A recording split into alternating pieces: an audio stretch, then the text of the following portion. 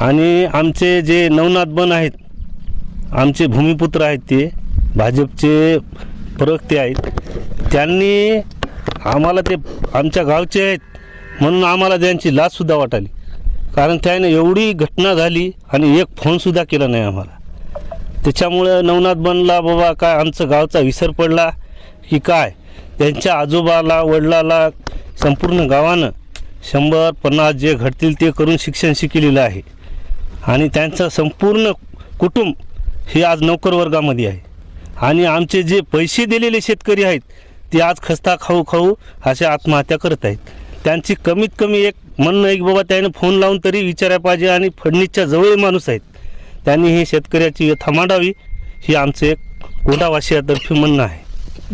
ताज्या व नवनवीन बातम्या पाहण्यासाठी आजच आमच्या मुंबई न्यूज 24 चॅनलला सबस्क्राईब करा.